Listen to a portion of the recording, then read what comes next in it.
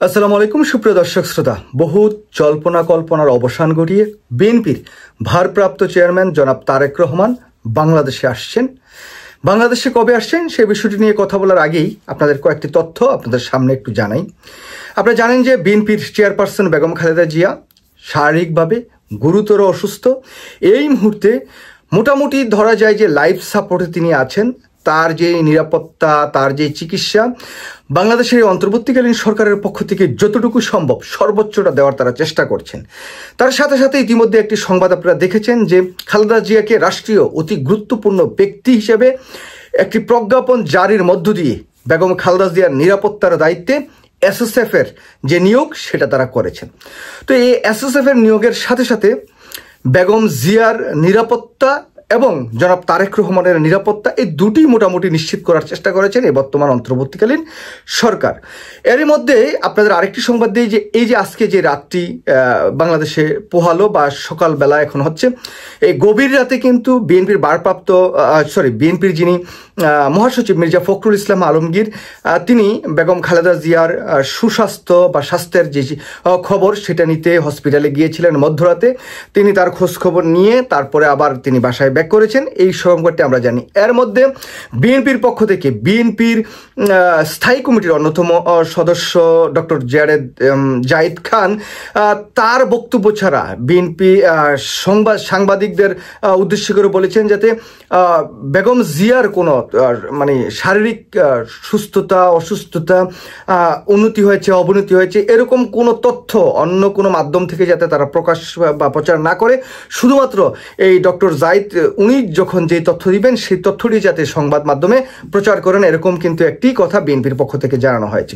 এখন আসি মূল কথায়। বিএনপির ভারপ্রাপ্ত চেয়ারম্যান জনাব তারেক রহমান বাংলাদেশের সরকার বা নানা দিক থেকে তার যে প্রতিবন্ধকতাগুলো ছিল বাংলাদেশে আসা এবং তার যে ফেসবুক স্ট্যাটাস এবং তার মায়ের স্পর্শ নেওয়ার যে আকুতি সব কিছু যখন তিনি পাবলিকলি প্রকাশ করলেন এবং বাংলাদেশের দল মত নির্বিশেষে সবাই কিন্তু অন্ততপক্ষে বেগম জিয়ার এই যে শেষ সময়টাতে যাতে তারেক রহমান তার পাশে থাকতে পারেন, পাশে এসে তার স্পর্শ নিতে পারেন, সেই বিষয়টি কিন্তু সবার পক্ষ থেকে একটি সরকারের কাছে আহ্বান ছিল। তো সেই আহ্বানে কিন্তু সরকারের পক্ষ থেকে সাড়া দিয়ে যতগুলো উদ্যোগ নেওয়া দরকার সবগুলো উদ্যোগ নেওয়া আছে। যেমন বেগম জিয়াকে রাষ্ট্রীয় অতি গুরুত্বপূর্ণ ব্যক্তি হিসেবে ডিক্লারেশন করে প্রজ্ঞাপন জারি। তার সাথে সাথে পররাষ্ট্র যিনি উপদেষ্টা আছেন তিনি বলেছেন জনাব তারেক রহমান যদি বাংলাদেশে আসতে চান তাহলে একদিনের মধ্যে বা যত তাড়াতাড়ি সম্ভব কয়েক ঘন্টার মধ্যে জনাব তারেক রহমানকে ট্রাভেল পাস যেটা মাধ্য দিয়ে তিনি বাংলাদেশে আসতে হবে সেটা দেওয়া হবে, অথবা তিনি যদি পাসপোর্টও চান সেটাও তাকে দেওয়া হবে। তো সরকারের পক্ষ থেকে সব সাহায্য সহযোগিতা যতটুকু সম্ভব ডক্টর মোহাম্মদ ইউনূসের নেতৃত্বে সেটা কিন্তু বেগম জিয়া পরিবারের পাশে যে এই বর্তমান অন্তর্বর্তীকালীন সরকার আছেন সেটা তারা এখন সুস্পষ্ট করে দিয়েছেন। তো এখন যে মূল বিষয়টি সেটা এখন আপনাদের একটু বলতে চাই যে জনাব তারেক রহমান বাংলাদেশে কখন আসবেন। তো ইতিমধ্যে লন্ডনে তারেক রহমানের খুব কাছের বেশ কয়েকজনের সাথে বিভিন্ন মাধ্যমে আমার কথা হয়েছে বা আমি যেটা শুনতে পেরেছি, তারেক রহমান এবং তার পরিবার ইতিমধ্যে লাগেজ টাগেজ গুছিয়ে সবকিছু মোটামুটি রেডি করে রেখেছেন এবং তিনি তার পরিবার নিয়ে বাংলাদেশে আসার যে উদ্দেশ্যে রওনা, এটা হয়তো আগামীকাল সকালে অথবা পরশু এই দু এক দিনের মধ্যেই সে বিষয়টি ঘটবে বলে এটা ধারণা করা যাচ্ছে এবং তিনি আসবেন। আমি সুস্পষ্টভাবে বলছি না যে কালকে অথবা পরশু আসবেনই, হয়তো কালকে পরশুর মধ্যে বাংলাদেশে তিনি চলে আসতে পারেন অথবা কালকে পরশুর মধ্যে আপনারা একটা সুনির্দিষ্ট ডেট পাবেন, হয়তোবা 2 দিন পরে বা 3 দিন পরে জনাব তারেক রহমান বাংলাদেশে আসছেন। সুপ্রিয় দর্শক শ্রোতা, আপনারা জানেন যে বাংলাদেশের এই মুহূর্তের যে অভিভাবক এটা হচ্ছেন বেগম জিয়া। জিয়ার শারীরিক অবস্থা অত্যন্ত খারাপ, হায়াত মৌত আল্লাহর হাতে। আমরা দোয়া করি তিনি আমাদের মাঝে আরো ফিরে আসুক, তিনি বেঁচে থাকুক, সুস্থ থাকুক, স্বাধীন একটি রাষ্ট্রে তার যে বিচরণ, তার যে কথাবার্তা এগুলো আমাদের আসলে দরকার।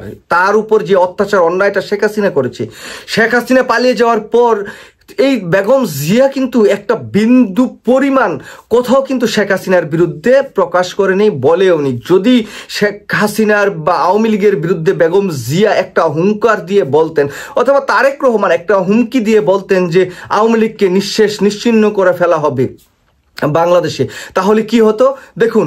এই যে শেখ হাসিনা বা আওয়ামী লীগেররা অনেক সময় বলতেন যে আওয়ামী লীগ যদি ক্ষমতা থেকে যায় তাহলে লক্ষ লক্ষ মানুষ মারা যাবে। সেই জায়গায় কি হয়েছে? কিছুই কিন্তু হয়নি।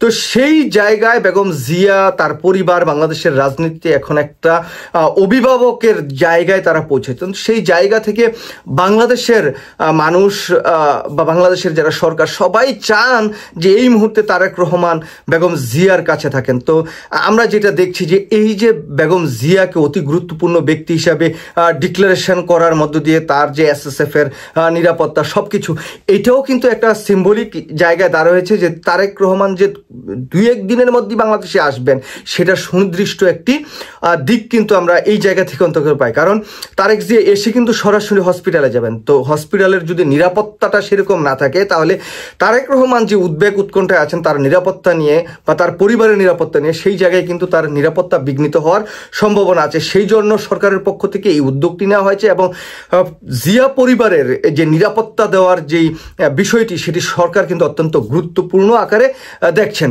তারেক রহমান হয়তো বা চিন্তা ভাবনা করেছিলেন যদি বাংলাদেশে এই যে নির্বাচনের যেই তফসিল সেটা ঘোষণা করা হয়, তো তফসিল ঘোষণা করার পর যেহেতু তারেক রহমান একটি দলের প্রধান এবং তিনি যদি রাষ্ট্র ক্ষমতায় বিএনপি আসেন, তিনি প্রধানমন্ত্রী হবেন, তো সেই জায়গায় হয়তো অতি গুরুত্বপূর্ণ ব্যক্তি হিসেবে তিনি সরকারের কাছে আবেদন করে তার নিরাপত্তার জন্য সরকারের SSF বা আরও গুরুত্বপূর্ণ বাহিনীদের নিয়োগ করতে পারেন। তো সেই জায়গা থেকে সরকার যেহেতু এই মুহূর্তে দেখছেন যে না, জনাব তারেক রহমান যেহেতু এরকম একটি স্ট্যাটাস দিয়েছেন, তার মা গুরুতর অসুস্থ এবং হসপিটালে আছেন, যে কোনো সময় যে কোনো সংবাদ আমরা পেতে পারি, এরকম একটি অবস্থার মধ্য দিয়ে কিন্তু তার এই যে স্বাস্থ্যর অবস্থা সেটা যাচ্ছে। তো সেই জায়গায় সরকারের পক্ষ থেকে উদ্যোগী হয়ে তারা নানা নিরাপত্তার যেই ব্যবস্থা সেটা করছেন এবং জনাব তারেক রহমানকে এই বিষয়টি ইতিমধ্যে আশ্বস্ত করা হয়েছে যে আপনি বাংলাদেশে আসলে আপনাকে বাংলাদেশের পক্ষ থেকে সর্বোচ্চ যে নিরাপত্তা ব্যবস্থা সেটা দেওয়া হবে। তো তারই মধ্য দিয়ে যে বিষয়টিকে ইতিমধ্যে আমরা জেনেছি, আপনাদের বললাম প্রথমে যে তারেক রহমান হয়তো বা আগামী 2-1 দিনের মধ্যে, কাল অথবা পরশুর মধ্যে বাংলাদেশে তিনি আসছেন এবং তিনি এসে সরাসরি এয়ারপোর্ট থেকে তিনি হসপিটালে যে তার মার যে কেবিন সেই জায়গায় যাবেন, তার মার সাথে সেই জায়গায় তিনি দেখবেন তার মাকে। তো এই বিষয়টি অন্তত পক্ষে এই পর্যন্ত আমরা যদি কোনো পরিবর্তন না হয় এটা নিশ্চিতভাবে বলতে পারি যে তারেক রহমান তার লাগেজ গুছিয়ে ইতিমধ্যে সম্পন্ন করে রেখেছেন। তিনি শুধুমাত্র এখন বাংলাদেশের দিকে তাকিয়ে আছেন, যে কোনো মুহূর্তে তিনি বাংলাদেশে উদ্দেশ্যে বিমানে উঠে রওনা করবেন। এটা এখন পর্যন্ত আমরা যতটুকু জানছি এই তথ্য অনুযায়ী সেটুকুই আপনাদের জানালাম। সবাই ভালো থাকবেন। আল্লাহ হাফেজ। আসসালামু আলাইকুম।